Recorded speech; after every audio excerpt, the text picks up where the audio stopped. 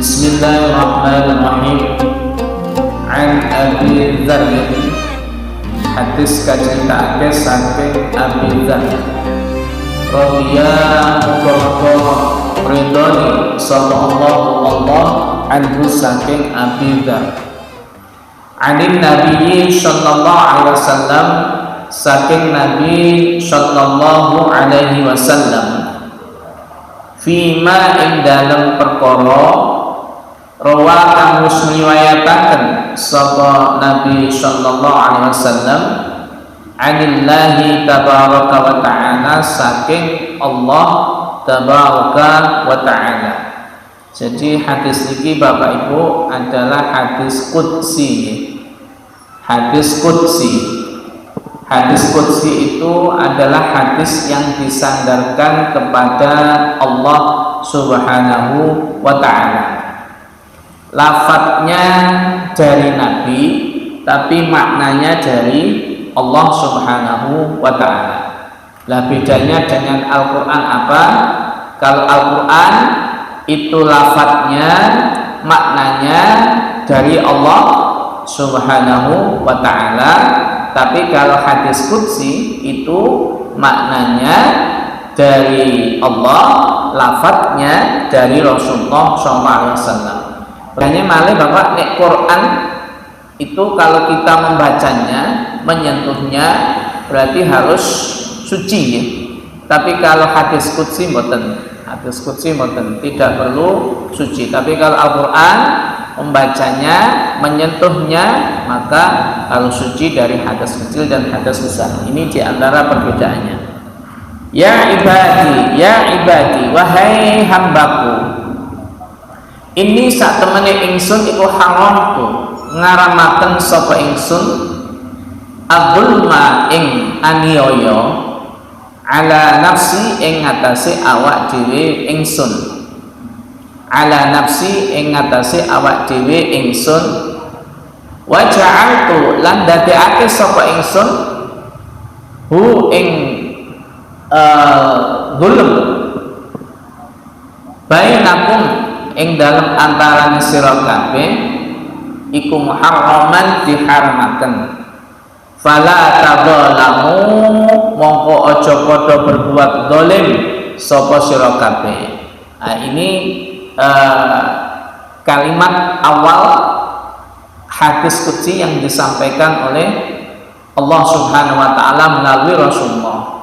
Allah menyampaikan, ya ibadi inni haramtu al-zulma ala nafsi, wahai hambaku sesungguhnya aku mengharamkan zalim atas diriku. Maksudnya apa? Maksudnya di sini Allah itu mengharamkan perbuatan zalim, perbuatan menganiaya, perbuatan tidak menempatkan sesuatu pada tempatnya, Pak. Itu namanya zalim. Jadi Allah saja itu tidak membenarkan untuk berbuat zalim kepada dirinya, apalagi kita selaku ciptaannya juga tidak diperkenankan untuk berbuat zalim. Makanya dilarang fala tadzalamu, maka janganlah kalian saling berbuat zalim. Berbuat menganiaya, meletakkan sesuatu tidak pada tempatnya, itu mboten angsal, tidak boleh. Kenapa? Karena kita orang Islam itu adalah saudara. Al-muslimu akhul muslim. Seorang muslim satu dengan muslim yang lain itu adalah bersaudara. Maka jangan saling menzalimi, maka jangan saling menganiaya, tetapi apa? Tapi saling menyayangi, saling mencintai, saling menjaga persatuan dan kesatuan. Ini yang diharapkan. Jadi Allah itu paling boten remen kalau ada umatnya, kalau ada ciptaannya itu yang saling bertengkar, saling saling berperang, itu boten remen Bapak Ibu. Kenapa? Karena pada prinsipnya Allah itu mengharapkan pada kita, pada umat untuk saling menyayangi.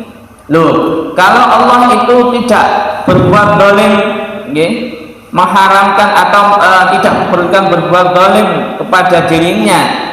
Tapi kenapa kok Allah itu menciptakan neraka, Pak? Kenapa Allah itu memberikan siksa? Bukannya Allah itu ketika menyiksa berarti kan menyakiti orang lain, berarti mendolimi orang lain. Nah, ini jawabannya Bapak Ibu, karena Allah itu maha adil, maha adil. Kalau misalnya Allah itu hanya menciptakan surga saja, terus yang masuk di situ itu orang yang baik sama orang yang tidak baik, kira-kira Allah itu adil mboten? Mboten nggih? Kenapa Allah itu menciptakan surga? Kalau misalnya nanti yang masuk di situ tuh wong campuran, yo sing apik, yo sing elek, yo sing berbuat baik, sing berbuat buruk masuk ke situ. Berarti apa?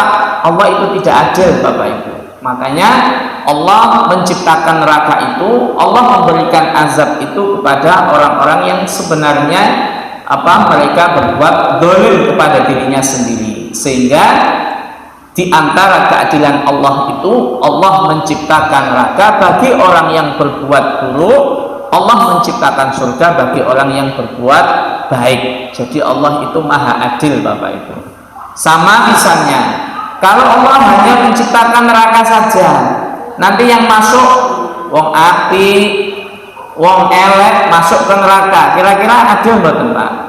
Enggak, mboten adil, Pak. Kenapa?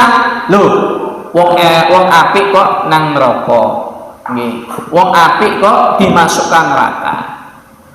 Seharusnya dimasukkan surga. Ini salah satu keadilan Allah Subhanahu wa taala menciptakan neraka atau siksa neraka dan juga menciptakan surga. Pun Bapak Ibu yang dirahmati Allah, zalim nggih, itu ada 3, Pak. Nggih. Zalim tadi apa, Pak?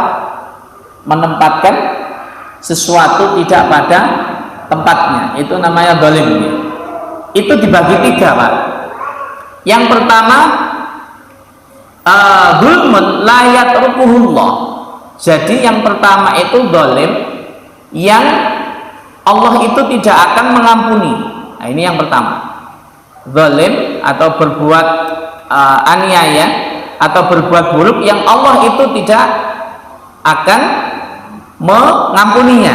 Ini yang pertama. Kemudian yang kedua, ada zalim tapi Allah mengampuni. Jadi yang pertama tadi apa? Zalim, Allah tidak mengampuninya. Yang kedua, zalim, Allah mengampuni. Yang ketiga, zalim tapi tidak diampuni.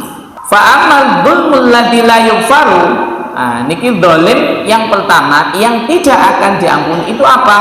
Fasyirku, syirik. Fasyirku napa? Syirik. La yaghfirullah. Jadi syirik niku berarti apa? Menyekutukan Allah. Nah, ini tidak akan diampuni, Bapak Ibu. Menyekutukan Allah berarti apa? Menjadikan sesuatu yang lain Tuhan selain Allah. Nyembah berhala, nggih. Terus napa malih, Pak?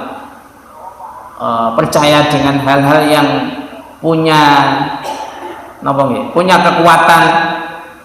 Misalnya sawu depan punya kekuatan, jenengan yakin kemudian disembah, maka itu juga itu termasuk syirik yang tidak akan diampuni oleh Allah Subhanahu wa taala. Fa'amal dzulmul ladzi yughfaru. Sekarang zalim yang dimaafkan, diampuni oleh Allah, yaitu apa? Fadzulmul abdi fima bainahu wa baina rabbih. Jadi zalim antara hamba dan antara Tuhannya. Dalam artian apa, Bapak Ibu? Kita manusia ketika melakukan sesuatu yang salah, sesuatu yang bermaksiat kepada Allah, Pak, ini zalim berarti, Pak. Nggih. Berarti napa? Zalim. Kita waktunya sholat tidak sholat, berarti napa? Zalim. Kita waktunya puasa tidak puasa, berarti napa? Zalim. Kita mengambil milik orang lain, berarti napa? Zalim. Jadi meninggalkan napa? Ajaran-ajaran atau ibadah-ibadah yang berhubungannya dengan Allah, hamba dengan Allah, itu adalah dolim. Tetapi dolim di sini akan diampuni oleh Allah dengan catatan apa? Dia mau bertaubat. Dia mau bertobat. Jadi kalau bahasa kita Pak, ini hablum minallah, hubungan kita dengan Allah, hubungan manusia dengan Allah. Hubungan manusia dengan Allah ini bisa diselesaikan dengan cara apa? Tobat. Kemarin kita membahas terkait juga kebaikan-kebaikan yang bisa menghapuskan kesalahan-kesalahan. Ittaqillah haitsuma kunta wa atbi'is sayyi'ata alhasanata tamhuha. Ikutilah kebaikan keburukan dengan perbuatan baik, diharapkan kebaikan itu nanti akan menghapus dosa-dosa keburukan tersebut. Nah, ini diantaranya melalui kebaikan kita bisa diampuni atau bisa menghilangkan dosa-dosa. Lagi kemarin wudhu, wudhu ketika kita membasuh wajah, maka tetesan ini, tetesan wudhu kita ini nanti juga akan memberikan memintakan ampun kepada orang yang berwudhu. Tangan juga, kemudian sebagian rambut juga, sebagian telinga juga, kaki juga. Nah, itu manfaat dari wudhu diantaranya. Lagi puasa kemarin, puasa Ramadan itu menghapuskan dosa-dosa yang lalu. Itu kalau puasa siangnya malamnya mengisi malam-malam Ramadan juga menghapuskan dosa-dosa yang lalu. Jadi ini cara-cara kita menghilangkan dosa-dosa yang kita lakukan. Kata-kata kotor baca apa? Istighfar, astagfirullahaladzim. Lihat cewek cakep, astagfirullahaladzim. Alhamdulillah, astagfirullah. Kalau putri lihat cowok cakep, alhamdulillah. Jadi itu Bapak Ibu, ini cara-cara kita diampuni dosa-dosa kita. Itu yang kedua. Kemudian wa amal ladzi la yutraku. Wa amal ladzi, adapun zalim yang tidak ditinggal. Zalim yang tidak yang dibiarkan oleh Allah. Maksudnya dibiarkan Tadi zalim ada tiga Pertama zalim yang dibiarkan oleh Allah, kemudian zalim yang diampuni oleh Allah, kemudian yang ketiga ada zalim yang tidak diampuni. Zalim yang tidak diampuni oleh Allah ini kun apa? Syirik. Kalau zalim yang diampuni oleh Allah ini kun apa? Zalimnya hamba dengan Allah. Nah, ini yang terakhir. Zalim yang itu ditinggalkan oleh Allah Subhanahu wa taala, dalam artian apa? Tidak diapa-apakan oleh Allah. Apa itu? Faqassullahi ba'duhum min ba'din. Jadi zalim yang dilakukan oleh manusia satu kepada manusia yang lain Bapak Ibu.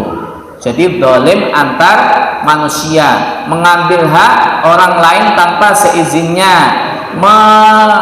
mencuri, kemudian pokoknya mengambil hak orang lain tanpa izin, mengambil hak orang lain tanpa dibenarkan dan sebagainya. Ini zalim. Lah, ini oleh Allah dibiarkan. Dalam artian apa? Selama orang itu tidak saling memaafkan, tidak saling meminta ridhonya, maka oleh Allah ini dibiarkan Bapak Ibu. Jadi karena itu hak adami maka harus diselesaikan dengan sesama manusia. Tadi hak Allah kan gampil kita maksiat kepada Allah misalnya, kita bertobat, selesai Bapak Ibu. Tapi kalau ini hubungannya dengan manusia, maka dalam hal ini Allah membiarkannya, menyerahkannya kepada manusia tersebut mau saling memaafkan apa tidak. Saged dipahami Pak nggih? Jadi ini macam-macam dari zalim. Ya ibadi, wahai hambaku, kullukum utawi sira kabeh iku dhalun, wong kang tersesat. Jadi pada prinsipnya Bapak Ibu kita ini tidak tahu apa-apa gitu. Tidak tahu ini, tidak tahu itu. Ini awal mulanya. Illa man hadaitu, illa man kecuali wong hadaitu kang aweh pituduh sapa ingsun hu ing man. Jadi pada awalnya Bapak Ibu kita ini dalam kondisi nopo? Jauh dari kebenaran gitu. Jauh dari nopo? Kebaikan. Kecuali orang-orang yang mendapatkan hidayah petunjuk dari Allah Subhanahu wa taala. Kita ingat Bapak Ibu zaman jahiliyah. Zaman apa? Kebodohan. Bukan berarti orang-orang jahiliyah dulu itu bodoh dalam artian nggak bisa nulis, mboten Bapak Ibu ya. Mboten. Mereka pandai, pandai dalam berhitung, pandai dalam apa niki? Syair. Syair, orang-orang dulu itu pinter syair Pak, saling melontarkan saja nek cara sak mangke apa Pak, puisi.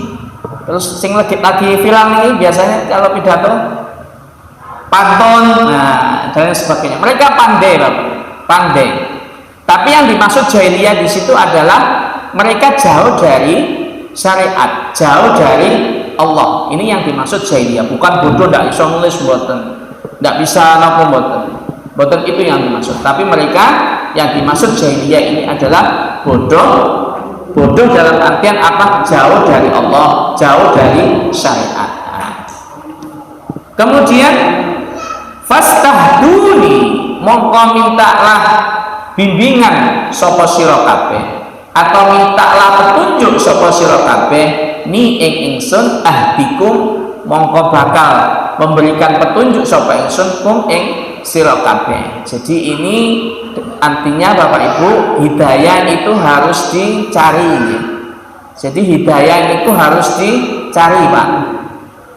Kalau kita ini diem saja misalnya, wes aku wes elek, maksudnya tiap hari wes gak sembahyang, wes aku pasrah saja. Nah, ini tidak bagus, kurang baik Bapak Ibu. Aku wes gak poso, wes apa?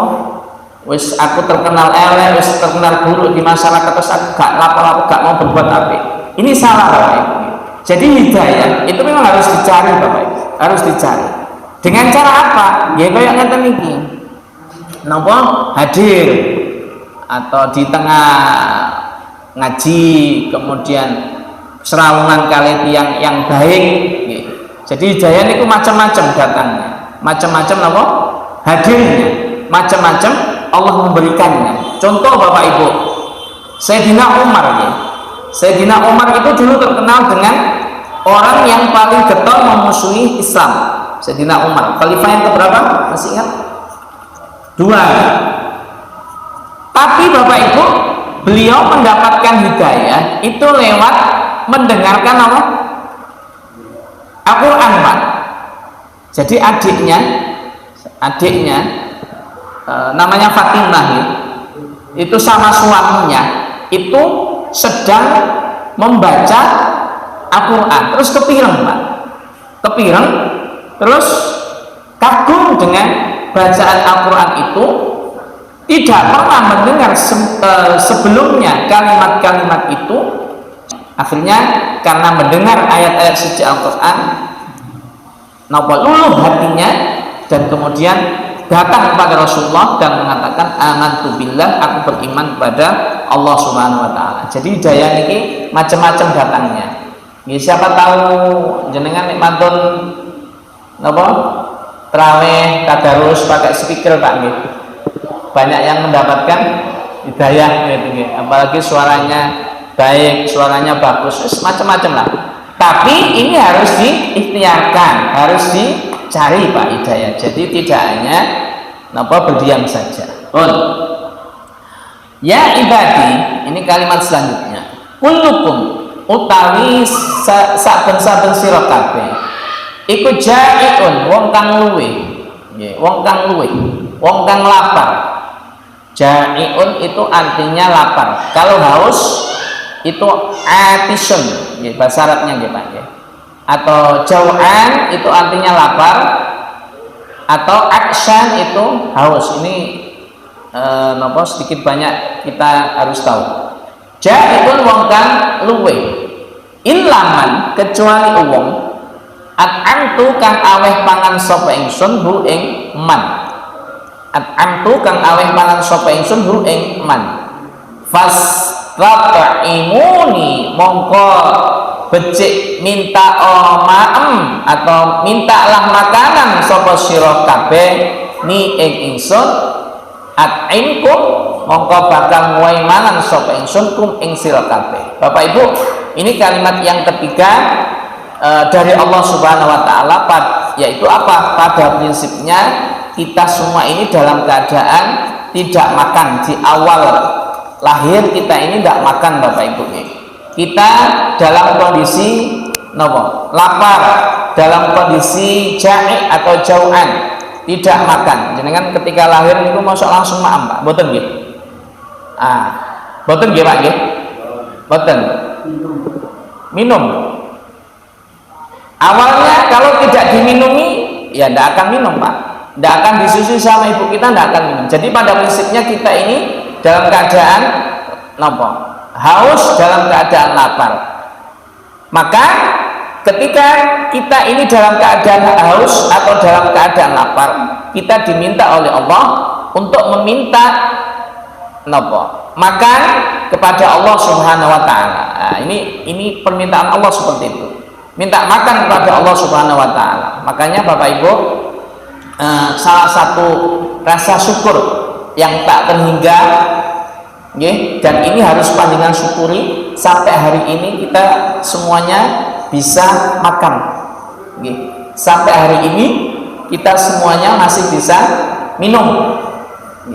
Enten boten Pak, wong sinoman iki sing boten saged mam. Tidak ada nggih.